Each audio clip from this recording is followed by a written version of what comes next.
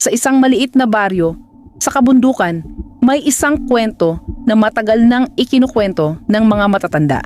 Isang kwento ng takot ng nilalang na gumagala sa dilim ng gabi, ang aswang. Ayon sa mga kwento, hindi sila basta makikita ng kahit sino.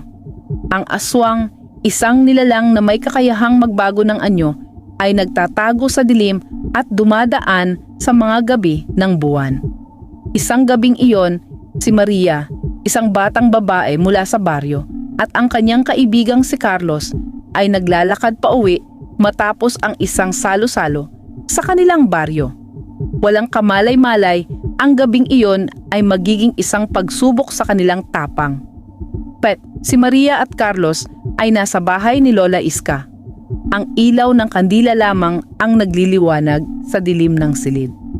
Bago pa man nila maranasan ang takot, pinuntahan nila si Lola Iska. Si Lola Iska, isang matandang babae na matagal nang nakatira sa baryo, ay may malalim na kaalaman tungkol sa mga bagay na hindi nakikita ng mata. Nang magtanong si Maria tungkol sa aswang, nagsimula si Lola Iska magkwento. Ang aswang, sabi ni Lola Iska, ay hindi madaling makita. Sa araw, sila'y magmimistulang ordinaryong tao. Ngunit kapag dumapo na ang dilim ng gabi, magbabago sila ng anyo. Minsan, nagiging mabagsik na hayop. Minsan naman ay hindi mo sila makikilala. Nasa anyo sila ng isang anino. Binanggit ni Lola Iska ang mga palatandaan. Kung malamig ang hangin at may amoy ng dugo, alam na nila na malapit na ang aswang. Kaya't ipinayo niya sa mga bata, mag-ingat at magdasal. Ang dasal ang pinakamalakas na proteksyon laban sa dilim. Si Maria at Carlos ay naglalakad pa uwi. Ang hangin ay unti-unting lumalamig at ang mga puno ay parang sumasayaw sa hangin.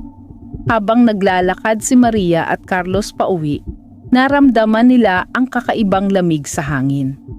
Ang mga dahon ay parang nagsasayaw sa walang hangin at may kakaibang katahimikan sa paligid. Si Maria ay nagsimulang mangilabot. Carlos, nararamdaman mo ba yan? Parang may sumusunod sa atin, tanong ni Maria, habang ang puso'y mabilis ang tibok. Si Carlos naman, kahit may pag-aalala, ay nagpatuloy sa paglakad. Ngunit sa bawat hakbang, ramdam nila ang unti-unting lumalapit na presensya. Ang dilim ay tila mas nagiging makapal at sa isang iglap, isang malaking anino ang tumambad sa kanila.